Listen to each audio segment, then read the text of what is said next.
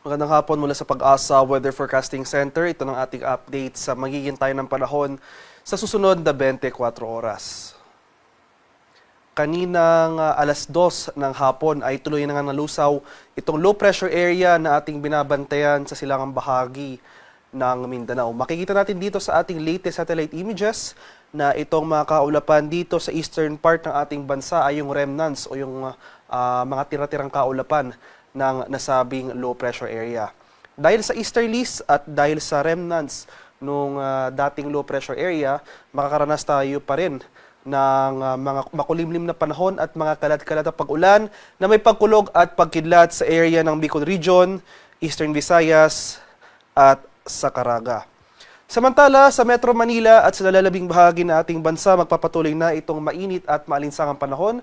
Pero ngayong hapon hanggang mamayang gabi, nandyan pa rin yung mga tsansa ng biglaan at panandali ang buhos ng ulan na dulot ng localized thunderstorms.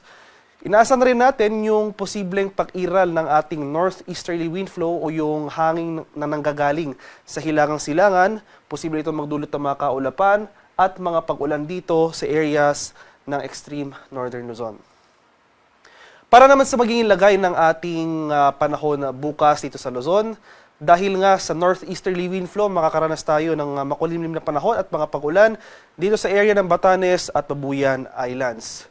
Meanwhile, itong area ng Legazpi or malaking bahagi ng Bicol Region makakaranas ng makulimlim na panahon na may mga kalat-kalat na pag-ulan, pagkulog at pagkidlat. For Metro Manila and the rest of Luzon, magpapatuloy itong fair weather conditions. Nandiyan pa rin yung mga tsansa ng isolated rain showers or localized thunderstorms. Sa bahagi naman ng Palawan, sa bahagi ng Visayas at dito sa Mindanao, improving conditions na ating mararanasan over Caraga bukas. So magpapatuloy na itong fair weather starting tomorrow. Pero magpapatuloy pa rin yung mga pag-ulan na dulot ng easterlies dito sa eastern section ng Visayas, sa rehiyon ng Eastern Visayas. Makakaranas pa rin tayo dyan ng mga tuloy-tuloy na kaulapan at pag-ulan. Dahil naman sa posibleng pag-iral ng Intertropical Convergence Zone, ITCZ, itong southern portion ng Palawan, makakaranas rin ng mga kalat-kalat na thunderstorms. Magpapatuloy itong bahagyang maulap hanggang sa maulap na papawirin. Sasamahan lamang yan ng mga pulupulong pag-ulan na may pagkulog at pagkilat. Itong nalalabing bahagi ng Visayas, dito sa Western Visayas, dito sa Negros Island Region, at dito sa Central Visayas, pati na rin itong malaking bahagi ng Mindanao magpapatuloy itong magandang panahon bukas. Pero hindi nangangahulugang wala na tayong pag-ulan na mararanasan. Nandiyan pa rin yung mga usual na afternoon or evening na thunderstorms.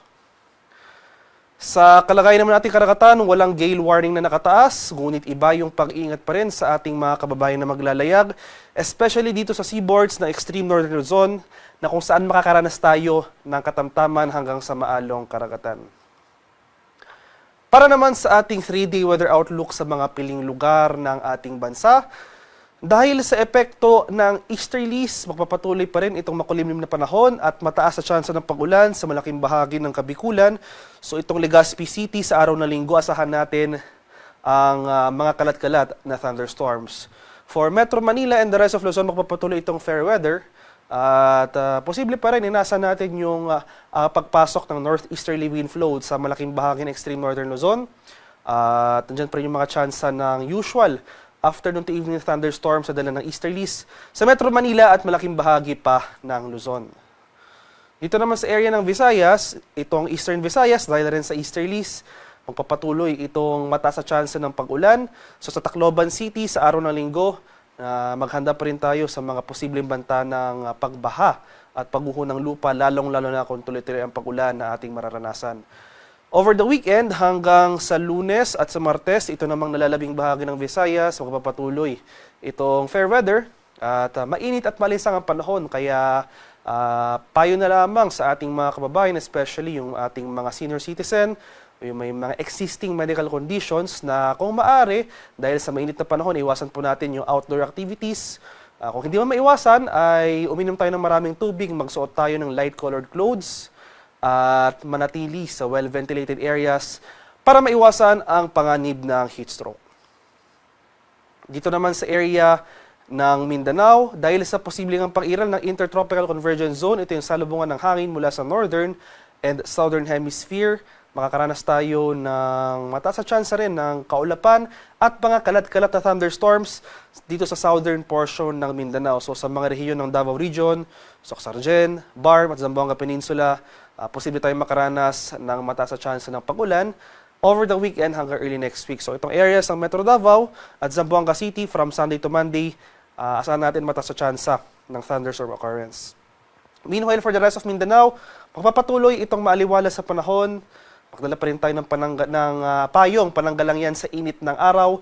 Umaga hanggang sa tanghali, pananggalang naman yan sa mga pag-ulan na dala ng thunderstorms pagsapit ng hapon hanggang sa gabi. At ang haring araw dito sa Kamunilaan ay lulubog mamayang 6:08 ng hapon. Sisikat naman bukas sa ganap na 5:54 ng umaga. Para sa karagdag impormasyon tungkol sa ulat panahon, lalong-lalo na sa ating mga rainfall advisories or mga thunderstorm advisories, i-follow kami sa aming social media accounts at DUST_Pag-asa. Mag-subscribe rin kayo sa aming YouTube channel sa DUST Pag-asa Weather Report at palaging bisitahin ang aming official website sa pag-asa.dust.gov.ph. At yan naman po ang latest mula dito sa Pag-asa Weather Forecasting Center. Magandang hapon sa ating lahat. Ako po si Dan Villamil Laguulat.